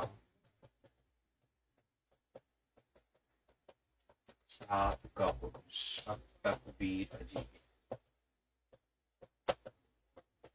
तो नेमीचंद्र जैन है, गिरिजा कुमार माथुर है, माचवे हैं, मुक्तिबोध है, अग्गे हैं, भारत भूषण अग्रवाल हैं, रामविलास शर्मा है, ये 7 ये कवि हैं। नंद किशोर आचार्य इसमें नहीं आते। 35 का सही विकल्प सी होगा। नेक्स्ट देखिए, दूसरे सप्तक में शामिल कवि नहीं है। देखिए, दूसरे सप्तक के जो कवि हैं, सप्तक वीर अजय भारती,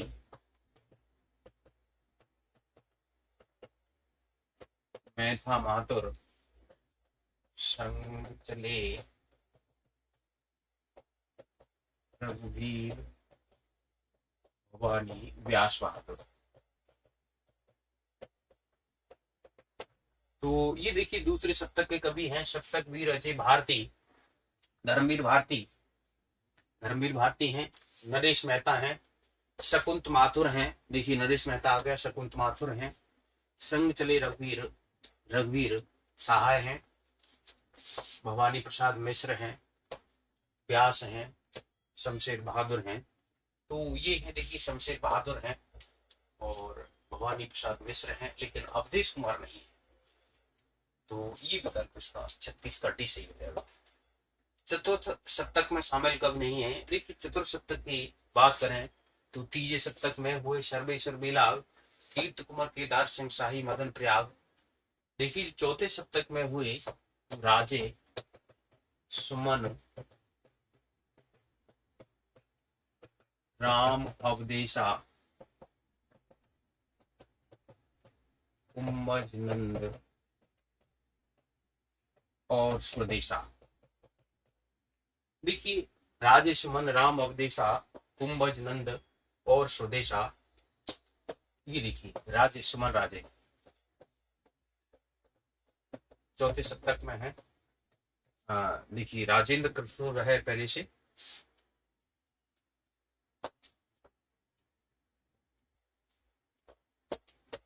राजे से राजेंद्र किशोर, दूसरा सुमन से सुमन राजे, तीसरा राम से श्री राम वर्मा, चौथे से अवधेश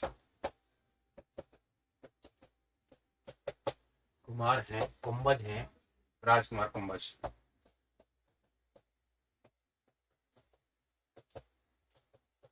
राजकुमार कुंभज हैं। इसके बाद देखिए आचार्य नंद किशोर हैं, आचार्य नंद किशोर। इसके बाद स्वदेश भारती, ये हैं। तो इसमें राजकुमार कुंभज हैं, अवधेश कुमार हैं, सुमन राजे हैं, लेकिन प्रयाग नारायण त्रिपाठी नहीं है। विकल्प 37 का सी सही होगा। अग्गे ने किस शतक की भूमिका में नकीनवादियों को आड़े हाथ लिया है? देखिए इसकी बात करें, नकीनवाद ये 1956 में नकीनवाद आता है, और नकीनवाद में नकीनवाद को प्रपद्यवाद भी कहा जाता है। और इसके जो प्रवर्तक हैं वो नलिन, न से नलिन, बिलोचन शर्मा, ये बिहार के 3 कवि थे, बिलोचन शर्मा, और के से केसरी कुमार, और न से नरेश। ये है नरेश मेहता नहीं है, नरेश है, नरेश कुमार है।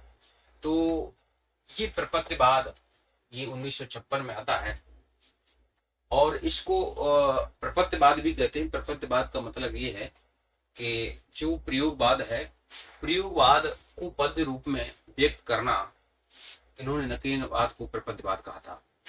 तो आगे ने किस शतक की भूमिका में नकीनवादियों को आड़े हाथ लिया? देखिए तार सप्तक तो 1943 इसका प्रकाशन वर्ष है। दूसरा तार सप्तक 1951 है। जो तीसरा सप्तक है, तीसरा सप्तक 1959 है, और चौथा सप्तक 1979 है। तो देखिए अब पहले में तो कह नहीं सकते, क्योंकि 1956 में ये नकीनवाद आता है, तो पहला तो ऑप्शन हो नहीं सकता 1943, 1951, क्योंकि 1956 के बाद की ही बात हो सकती है। तो ये जो सही इसका विकल्प है, तीसरे शतक की भूमिका में नकीनवादियों को आड़े हाथ लिया था अग्गे ने, क्योंकि वो कहते थे कि जो प्रयोगवाद है, प्रयोगवाद के प्रवर्तक अग्गे होकर के ये नकीनवादी है। तो 38 का सही विकल्प सी होगा। हमें प्रयोगवादी कहना उतना ही सार्थक या निरर्थक है जितना हमें कवितावादी कहना। दूसरे शतक की भूमिका में अग्गे ने लिखा था 39 का भी। निम्नलिखित रचनाकारों का सही कालक्रम बताइए।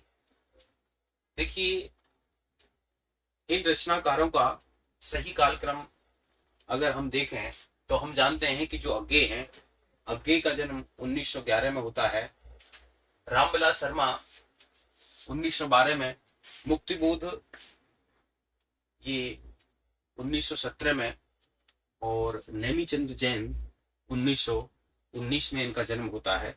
तो यहाँ पर हम लगा सकते हैं 1911, 1912, 1917 और 1919, ये इनके प्रकाशन वर्ष के रचनाकारों का सही कालक्रम है। तो ये होगा, इसमें पहला विकल्प सही होगा। नेक्स्ट देखिए, निम्नलिखित रचनाकारों का सही काल क्रम क्या है? देखिए जो शमशेर बहादुर हैं, शमशेर बहादुर का 1907 में जन्म होता है। धर्मवीर भारती की अगर हम बात करें तो 1926 में पैदा होते हैं। नरेश मेहता की बात करें तो 1922 में पैदा होते हैं ये।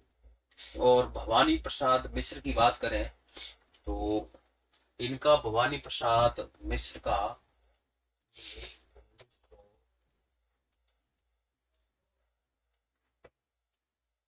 12 है। तो यहां से देखिए सबसे पहले शमशेर बहादुर आ जाएंगे 1907, फिर भवानी प्रसाद मिश्र 1914 है, भवानी प्रसाद मिश्र का। नरेश मेहता 1922, धर्मवीर भारती 1926। तो बी विकल्प सही होगा इसका। प्रयोगवादी कविता की विशेषता नहीं है आस्था एवं आशावादिता। देखिए आस्था नहीं थी प्रयोगवादी कविता में, ये गलत है। नास्तिकता है, बौद्धिकता की प्रधानता, कला पक्ष पर विशेष बल है ही, तो 42 का ए विकल्प सही होगा। निजता की सुरक्षा के कवि बी को जाना जाता है, 43 का बी विकल्प सही है। निम्नलिखित में से किस भाषा का विकास सौर सैनी अभ्रंश से हुआ था?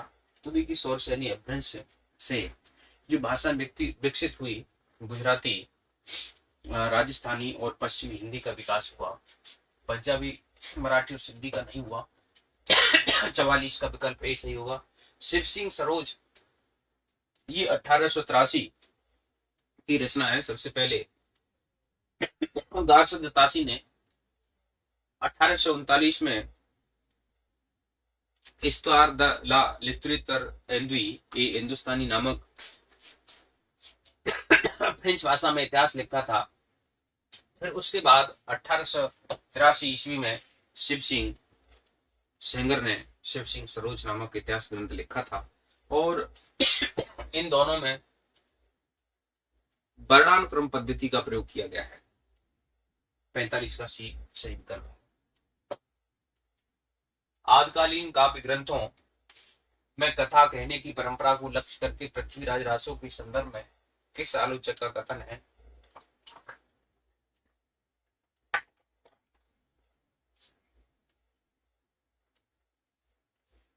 पृथ्वीराज रासो के संदर्भ में किस आलोचक ने लिखा है कि कथा की परीक्षा इतिहास की दृष्टि से नहीं, काव्य की दृष्टि से होनी चाहिए। पुरानी कथाएं काव्य ही अधिक हैं, इतिहास वे एकदम नहीं है। देखिए ये बात बड़ा चर्चित कथन है, ये आचार्य हजारी प्रसाद द्विवेदी का, कि पृथ्वीराज रासो के संदर्भ में ये कथन आचार्य हजारी प्रसाद द्विवेदी ने कहा था।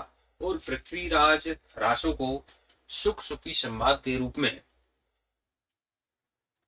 इसकी कथा को मानने वाले आचार्य हजारी प्रसाद द्विवेदी हैं। और इसी प्रकार से विद्यापति की जो कीर्तिलता है उसकी कथा को भृंगी संवाद के रूप में प्रश्रय देने वाले भी आचार्य हजारी प्रसाद द्विवेदी हैं। तो इसका सही विकल्प होगा आचार्य हजारी प्रसाद द्विवेदी, 46 का सही। आचार्य हजारी प्रसाद द्विवेदी के अनुसार 14वीं 15वीं शताब्दी के हिंदुओं, मुसलमानों, सामंतों, शहरों, सेना के सिपाहियों और लड़ाइयों का जीवंत और यथार्थ वर्णन किस कृति में हुआ है? ये कीर्ति लता में हुआ है। ये 47 का सही विकल्प डी है। ये अभट्ट की रचना है कीर्ति लता और कीर्ति पता का विद्यावत पदावली रचना मैथिली में है विद्यापति की। निम्नलिखित में से कौन सा नाटक भारतेंदु का अनुदित नाटक है?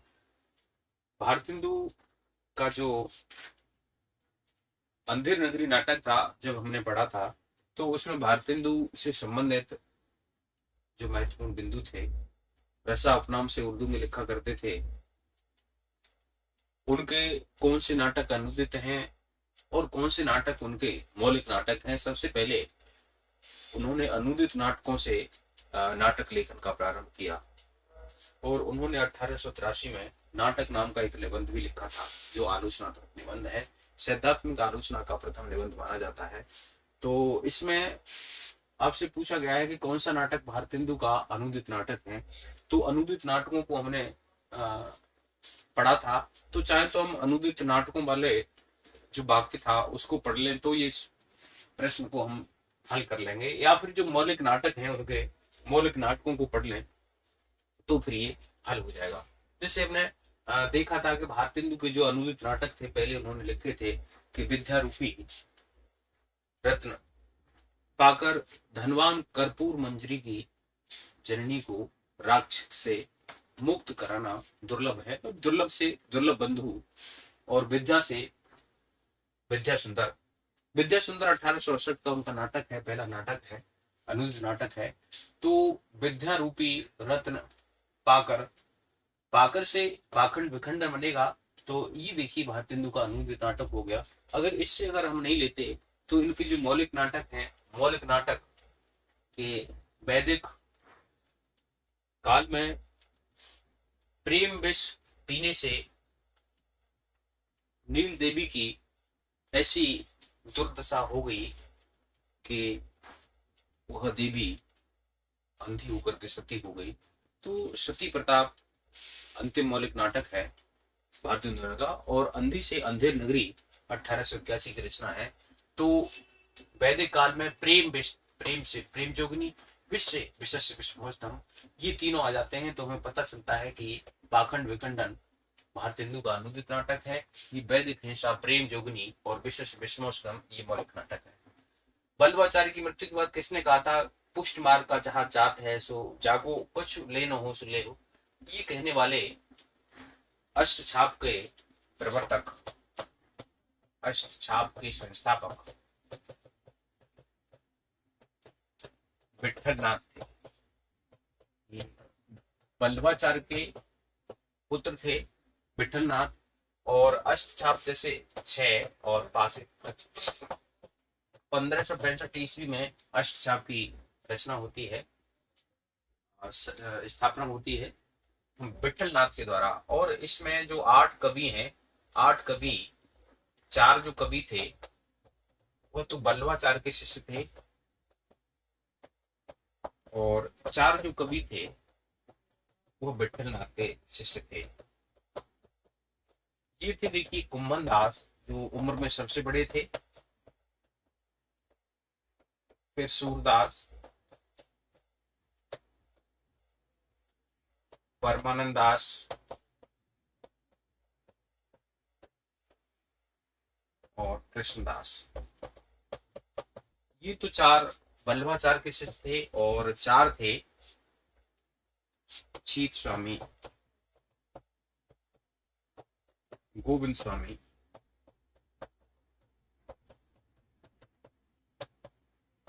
चतुर्भुज दास और नंददास। नंददास उम्र में सबसे कनिष्ठ थे। प्रश्न पूछ लिया जाता है कि अष्टछाप के कवियों में सबसे वरिष्ठ कौन थे। सबसे वरिष्ठ थे कुम्भन दास और सबसे कनिष्ठ थे नंददास। और नंददास को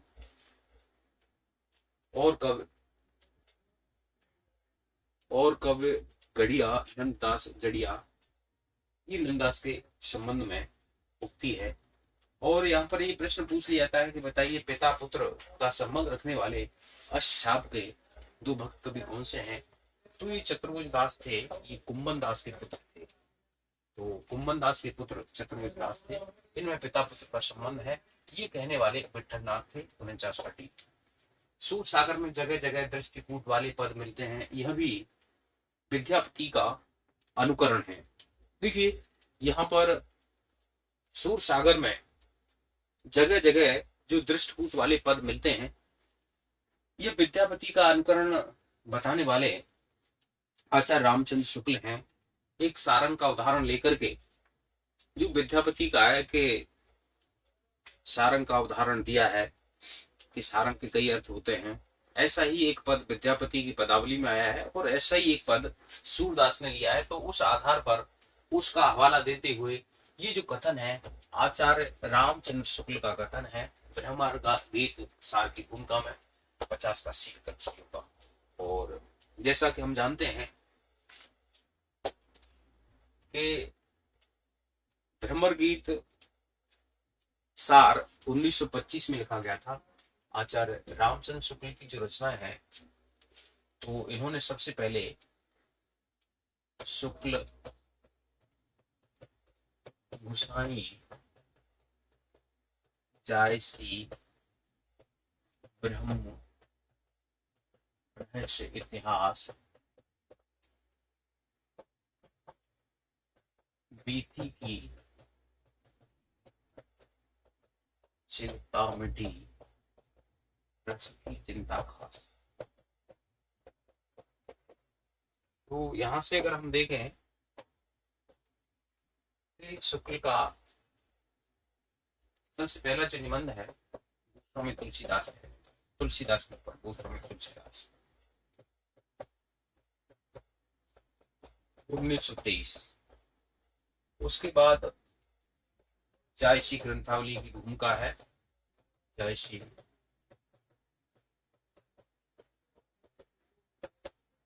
भूमिका 1924।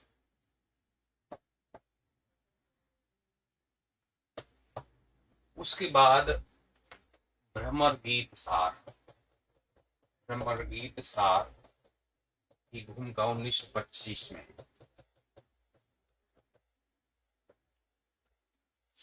काव्य में रहस्यवाद, ये इनका सैद्धांतिक निबंध है जो चिंतामणि भाग 1 में संग्रहित है, और ये अलग से भी लिखा गया था 1929 में।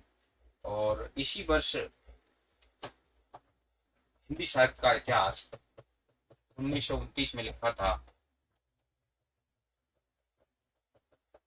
आचार्य रामचंद्र शुक्ल ने। विचार बीथी से विचार बीथी है 1930 की रचना है। 1930 में इसमें 13 निबंध थे, बाद में 4 निबंध और जोड़ करके 17 निबंधों के साथ चिंतामणि भाग फर्स्ट बना दी थी। और चिंतामणि भाग प्रथम 1939 में 17 निबंध, और फिर दूसरी चिंतामणि जिसमें 3 निबंध, जिसके संपादक विश्वनाथ प्रसाद मिश्र। और फिर देखिए रस मीमांसा है, और रस मीमांसा के बाद में चिंतामणि 1949 की रचना है रस मीमांसा, और चिंतामणि भाग 3 1983 की रचना है। और इसके जो संपादक थे वह डॉक्टर नंबर सिंह थे, जिसमें 21 निबंध संकलित थे। उसके बाद चौथी चिंतामणि की अभी हमने चर्चा की थी 2004 की में ओम प्रकाश और कुसुम चतुर्वेदी ने जिसका संपादन किया था, 47 निबंध थे।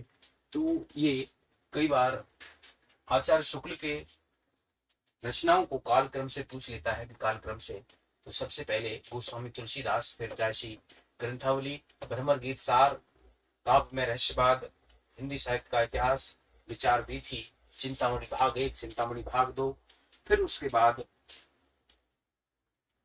इसमें रसवाली, फिर चिंतामणि भाग 3, फिर चिंतामणि भाग 4। ये इनका क्रम है। रथ पाल की गयंद ग्रह ग्राम 4, आखर लगाए लेत लाखन की सामा है। यह उक्ति किस कवि की है? देखिए यह उक्ति पद्माकर जयपुर के राजा जगत सिंह के आश्रय में रहा करते थे। तो एक बार ये जा रहे थे, तो किसी ने समझा कि हमारे राज्य के ऊपर कोई राजा आक्रमण करने के लिए आ गया है। तो उस राजा को अपना परिचय देते हुए पद्माकर ने कहा था कि है रथ पाल की गयंद ग्रह ग्राम 4, आखर लगाए लेत लाखन के सामा है। और ये पद्माकर की उक्ति है। 51 का सही विकल्प हुआ। सावन आवन हेर सख मन भावन आवन चूप पिशेखी, छाई कहूं घन आनंद जान संहार के ठौर ले भूलन लेकी, भूने लगे सब अंग दगे उल्टी गते आपने पापन पेकी, पौन सुजागत आग सुनी है पान तिलागत आग न देखी। देखिए ये घनानंद की पंक्तियां हैं, घनानंद पदावली से कि सावन आवन हेर सखे, यानी सावन का आगमन को देख करके सखी, मन भावन आवन चूप विशेषी यानी विशेष रूप से, चूप माने उत्साह, नायिका के हृदय में विशेष उत्साह है। छाए कहूं घन आनंद जान संहार की ठौर ले भूलन लेकी, तो जो घन आनंद उसके प्रीतम है, वो प्रीतम जान संहार के ठौर ले भूलन लेकी, यानी इसके कई अर्थ हो सकते हैं। इसमें संहार माने संभालना, भूलन माने भूलना, के पति जो मेरे प्रीतम है वो मुझे भूल गए और कहीं दूसरी जगह पर अपने आनंद घन जो उसकी जल की वृष्टि कर रहे हैं। बूंदे लगे सब अंग दगे, और जो बूंदे मेरे लग रही हैं उससे मेरे अंग हैं वह जल रहे हैं, दग्ध हो रहे हैं। उल्टी गति आपने पापन पेखी, और मैं अपने पाप का ही परिणाम भुगत रही हूँ। ये उल्टी गति है कैसी कि पवन से जागती आग तो मैंने सुनी है, लेकिन पानी पे लागत आग देखी मैंने, पानी से कहीं पर भी आग लगती हुई नहीं देखी। अब देखिए ये ब्रह्मव्यता की स्थिति है कि ब्रह्मवस्था में जो संयोग अवस्था में जो चीजें संयोग काल में सुखदायक होती हैं, वही वियोग काल में ब्रह्म वेदना को प्रज्वलित करने वाली होती हैं।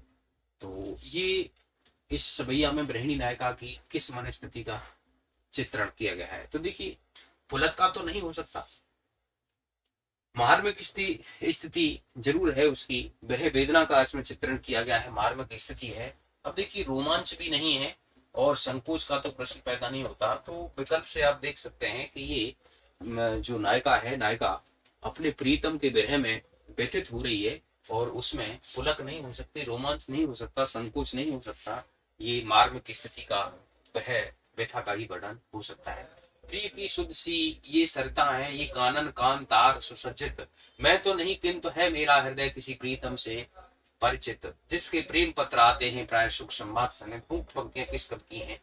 देखिए ये पंक्तियां राम नरेश त्रिपाठी के जो खंड काव्य है स्वप्न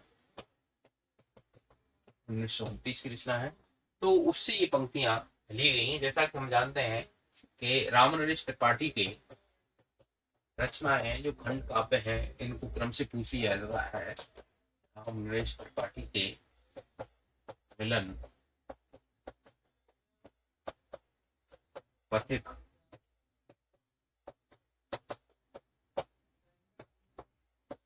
मानसी। देखिए मानसी ये मुख्य काव्य है और स्वप्न, और ये स्वप्न की पंक्तियां हैं, स्वप्न खंड काव्य की। तो ये खंड काव्य है, ये सिर्फ मुक्त काव्य पूछ लिया जाता है कि राम नरेश त्रिपाठी का निम्नलिखित में से कौन सा काव्य खंड काव्य नहीं है, तो मानसी इनका मुक्त काव्य है और ये तीनों खंड काव्य है, ये विकल्प भी सही होगा। नाटक जारी है, लीलाधर जगूड़ी का है, जानते हैं हम, चौवन का भी सही है। निम्नलिखित में से आग और राग का कवि दिनकर को, रामधारी सिंह दिनकर को जाना जाता है आग और राग का कवि, और ये अपने को महज डिप्टी राष्ट्र कवि मानते हैं। राष्ट्र कवि मैथिली शरण गुप्त को कहा जाता है और डिप्टी राष्ट्र कवि आग का कवि, आग और राग का कवि दिनकर को कहा जाता है। विश्वनाथ प्रसाद निम्नलिखित में से किस उपन्यास का पात्र है? देखिए जो महिला अंचल उपन्यास है 1954 की रचना है विश्वनाथ रेणु की। तो इस उपन्यास में हमने देखा था, पढ़ा था कि इसमें विश्वनाथ प्रसाद 1000 बीघा जमीन का मालिक है, कमली का पिता है और शोषक है, फिर बाद में उसका कुछ हृदय परिवर्तन होता है। तो ये पात्र महिला अंचल का है। बाल वय संधि और किशोर मन का मनोवैज्ञानिक अंकन, देखिए मनोवैज्ञानिक अंकन शेखर एक जीवनी में किया गया है। ये अज्ञेय का ही आत्मकथात्मक ये उपन्यास माना जाता है कि इसमें शेखर के माध्यम से अज्ञेय का ही चित्रण हुआ है, ऐसा माना जाता है। तो सत्तावन का भी विकल्प सही हुआ। अकहानी के प्रमुख प्रवक्ता, देखिए अकहानी को हमने देखा था, अकहानी के गंगा प्रसाद विमल हैं, महीप सिंह सचेतन कहानी के है, ये हमने देखा था 1964। निम्न में से कौन सा नाटक प्रेमचंद का है? देखिए प्रेमचंद का नाटक, प्रेमचंद ने 3 नाटक में लिखे थे। संग्राम,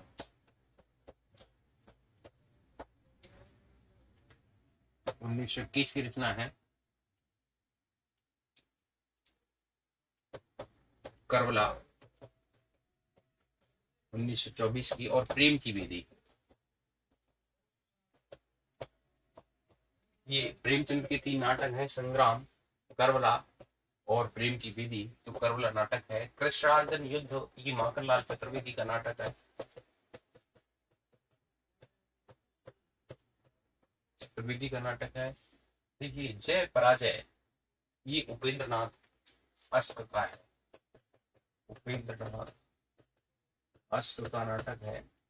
रुपया तुम्हें खा गया, भगवती चरण वर्मा का प्रसिद्ध चर्चित नाटक है, भगवती चरण वर्मा। तो इसमें कौन सा नाटक प्रेमचंद का है? 59 करनी से। हजारी प्रसाद द्विवेदी द्वारा रचित निबंध संग्रह नहीं है।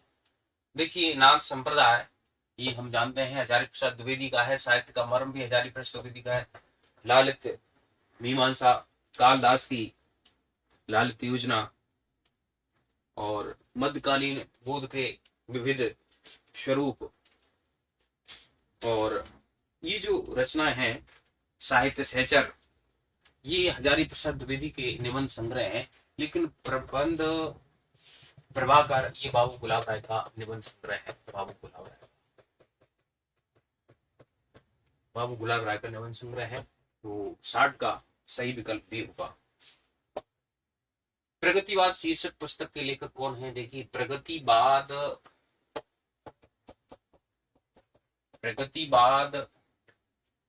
एक लेख है। लेख तो लिखा था सर्वप्रथम सिद्धांत सिंह चौहान ने।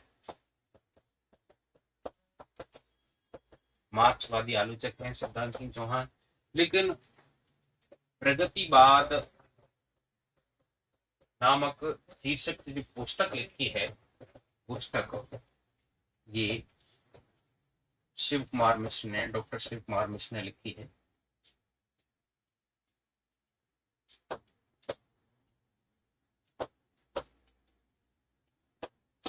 शिव कुमार मिश्र की है।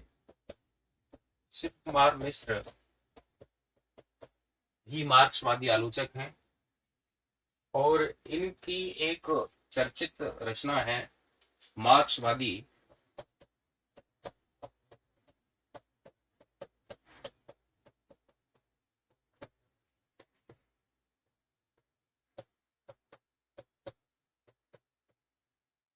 इतिहास एवं सिद्धांत।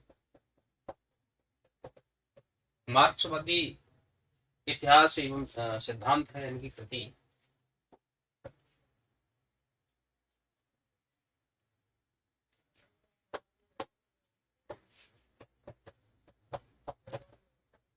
मार्क्सवादी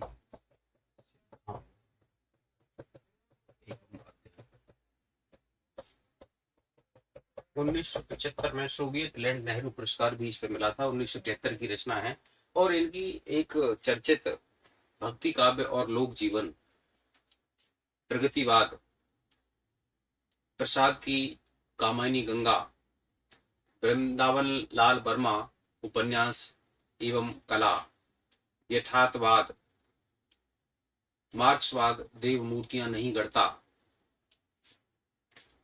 और आचार्य रामचंद्र शुक्ल और हिंदी आलोचना।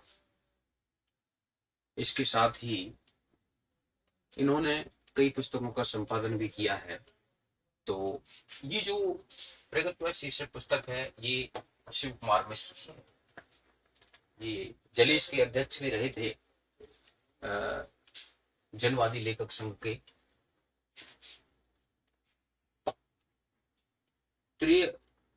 त्रितयमिदं व्याप्रियते शक्तिर्व्युत्पत्ति अभ्यास, यह कथन किस आचार्य का है? देखिए, यहाँ पर शक्ति, व्युत्पत्ति और अभ्यास तीनों को काव्य हेतु के मानने की बात कही गई है, और ये जो कथन है ये रुद्रट का है, और इससे ही प्रभावित होकर के मम्मट ने भी काव्य हेतु यानी शक्ति, व्युत्पत्ति और अभ्यास के रूप में काव्य के 3 हेतुओं की चर्चा की है। लेकिन ये जो मूल पंक्ति है रुद्रट की है, 62 का भी। निम्नलिखित में से कौन सा वक्रोक्ति का भेद नहीं है? देखिए, वक्रोक्ति सिद्धांत के जो प्रवर्तक हैं वह कुंतक है। अब कुंतक ने वक्रोक्ति के मूलतः 6 भेद और 38 उपभेद किए हैं। पूछ लिया जाता है कि वक्रोक्ति के कितने भेद किए गए हैं? कुंतक के द्वारा 6 भेद किए गए हैं, और 6 भेद कौन से हैं? देखिए, वर्ण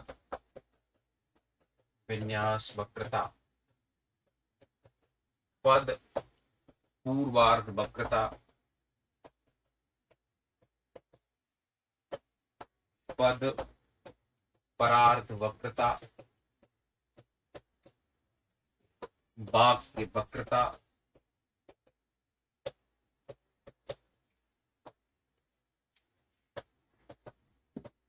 प्रकरण वक्रता और प्रबंध वक्रता।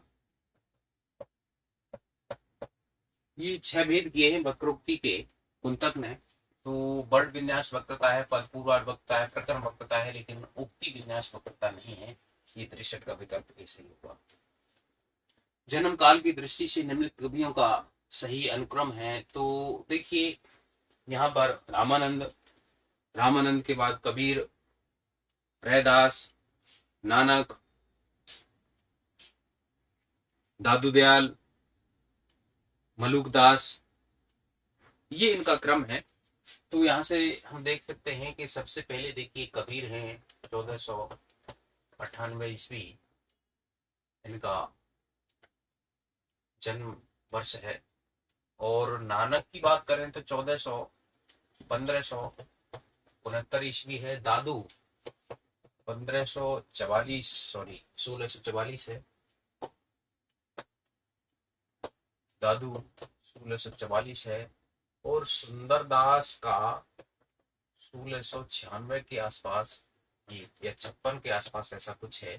तो ये विकल्प सही होगा, यहाँ से हम देख सकते हैं। अब देखिए ये विकल्प तो सही होगा नहीं कि नानक से पहले कबीर है। कबीर का हम जानते हैं, नानक तो 1400 ये सॉरी देखिए यहाँ पर गलत हो गया है थोड़ा सा। 1455 साल गए, चंद्रवार एक ठाट रहे। तो ये 1398 है इनका, ये 1469 है, और ये 1544 है, और ये 1596 के आसपास ऐसा कुछ है। तो यहाँ से हम जानते हैं कि नानक से पहले कबीर हुए, तो ये ऑप्शन हो नहीं सकता, ये ऑप्शन नहीं हो सकता। अब दो ऑप्शनों में से हम देख सकते हैं कि कबीर, नानक, दादू। अब देखिए ये भी हमें पता है कि सबसे पहले कबीर का उल्लेख होता है और दादू ये 1544 में जन्म होता है। तो दादू बाद के हैं और नानक 1469 के पहले के हैं। तो ये विकल्प भी नहीं होगा, बी विकल्प सही होगा। रचना काल की दृष्टि से निम्नलिखित रचनाओं का सही अनुक्रम है। देखिए अब देखिए इनकी जो रचना है, रचना सबसे पहले बिहारी, सबसे पहले रीत काल के जो कवि हैं उनमें केशव 1555, फिर उसके बाद सेनापति, फिर बिहारी, फिर रसनिधि, और फिर चिंतामणि, और फिर भूषण, मतराम, और उसके बाद में पद्माकर, द्विजदेव, ये बाद में आते हैं। तो थोड़ा हम देख सकते हैं कि शिवराज भूषण है, ये भूषण की रचना है। ललित ललाम ये मतराम की है। पद्माभरण पद्माकर की है। और नवरस तरंग ये बैनी प्रवीण की रचना है। तो देखिए बैनी प्रवीण तो ये सबसे बाद में आएंगे, तो ये विकल्प तो नहीं हो सकता नवरस तरंग वाला। अब देखिए पद्माभरण नहीं हो सकता कि पद्माकर भी अंतिम कवि हैं। अब देखिए अगर हम बात करें कि पहला या डी विकल्प, तो ये मतराम की है, ये मतराम की, और ये भूषण की है, और ये पद्माकर का है, और ये बैनी प्रवीण का है। ये विकल्प इसका सही है, का डी। जन्म काल के अनुसार निम्नलिखित कवियों का सही अनुक्रम ज्ञात कीजिए। अब देखिए यहाँ पर अगर हम बात करें तो मैथिली शरण गुप्त हैं, श्रीधर पाठक हैं। श्रीधर पाठक का जो जन्म होता है, ये जन्म 1860 के आसपास या 59 के आसपास माना जाता है। सूर्यकांत त्रिपाठी निराला का जन्म 1897 या 99 माना जाता है कि। और मैथिली शरण गुप्त की बात करें तो इनका जो जन्म है ये 1884 माना जाता है। और रामनरेश त्रिपाठी ये अलग है। तो सबसे पहले श्रीधर पाठक से प्रारंभ होना चाहिए, श्रीधर पाठक, और फिर मैथिली शरण गुप्त होना चाहिए। ये वाला विकल्प होना चाहिए 66 का टिक। जन्म काल के अनुसार निम्नलिखित कवियों का सही अनुक्रम है। देखिए बच्चन, हरिवंश राय बच्चन 1907, अग्गे का जन्म वर्ष है 1911, और रघुवीर सहाय 1929, और मुक्त बुद्ध को हम जानते हैं 1917। तो यहां से देखिए बच्चन 1907, अग्गे 1911, रघुवीर सहाय 1929, और मुक्ति बोध 1917। तो इसमें देखें बच्चन, ये भी विकल्प सही होगा। प्रकाशन वर्ष के अनुसार निम्नलिखित आत्मकथाओं का सही अनुक्रम। देखिए, नीड़ का निर्माण, फिर झूठन, शिकंजे का दर्द, अपनी खबर। हम जानते हैं अपनी खबर ये 1960 की रचना है पांडे बिचन शर्मा उग्र की। नीड़ का निर्माण फिर ये 1970 की रचना है हरिवंश राय बच्चन की, जो 4 भागों में आत्मकथा उन्होंने लिखी है। उसमें सबसे पहले क्या भूलूं क्या याद करूं 1969, नीड़ का निर्माण फिर 1970, और नीड़ का निर्माण और उसके बाद बसेरे से दूर 1978, और 10 द्वार से सोपान तक 1985। तो ये 1970 की रचना है। और झूठन ओम प्रकाश वाल्मीकि आत्मकथा है 1997 की। शिकंजे का दर्द सुशीला टाकभोरे की आत्मकथा है 2011 की। अपनी खबर पांडे बेचन शर्मा उग्र की आत्मकथा है 1960, इसका प्रकाशन वर्ष है। तो अगर इसमें हम देखें तो सबसे पहले अपनी खबर आएगा 1960, 1970, झूठन 1997, शिकंजे का दर्द सुशीला टाकभोरे 2011। तो इसका सही विकल्प भी होगा 68 का भी। नेक्स्ट देखिए, किस विचारक का मूल संदेश शिक्षित बनो, संगठित रहो, वो संघर्ष करो। देखिए, ये प्रसिद्ध कथन है, चर्चित कथन है, और यूजीसी नेट के पाठ्यक्रम में और यूपी हायर एजुकेशन के पाठ्यक्रम में भी लोहिया दर्शन, अंबेडकर दर्शन, गांधी दर्शन, मार्क्सवाद का दर्शन, ये दर्शन है। तो शिक्षित, संगठित और संघर्ष करने की बात भीमराव अंबेडकर ने कही थी। भीमराव अंबेडकर का जन्म 14 अप्रैल 1891 को मध्य प्रदेश के इंदौर जिले के मऊ नामक स्थान पर हुआ था, और 1956 में इनका निधन हो जाता है। तो उसे ज्ञान दिवस के रूप में भी, इनके जो अंबेडकर जयंती है 14 अप्रैल को, ज्ञान दिवस के रूप में भी मनाया जाता है। तो ये चर्चित नारा है अंबेडकर 69 का भी सही हुआ। अब देखिए, कुबेरनाथ राय के निबंध संग्रह का प्रकाशन वर्ष के अनुसार सही अनुक्रम। देखिए, अब प्रकाशन वर्ष ये कामधेनु है। प्रकाशन वर्ष देखें, प्रिय रस गंध विषाद बस मुकुट महाराज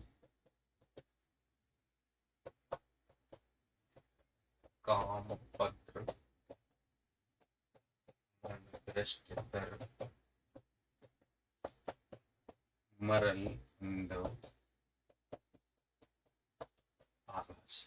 देखिए, यहाँ से ये पहला जो निबंध है इनका, प्रिया नीलकंठी, ये क्रम से ही है सारे, प्रिया नीलकंठी।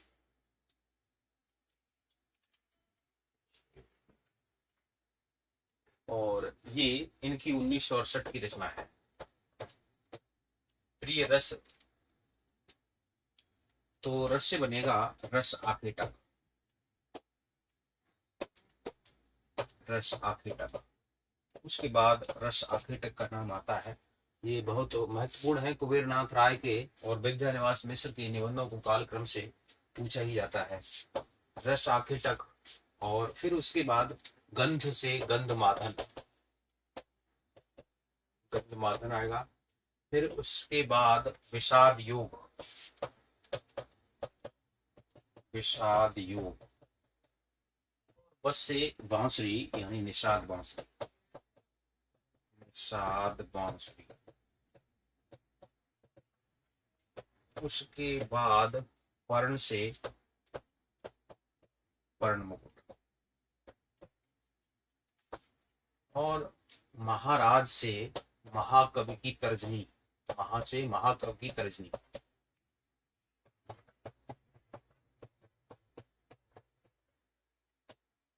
इसके बाद काम से कामधेनु,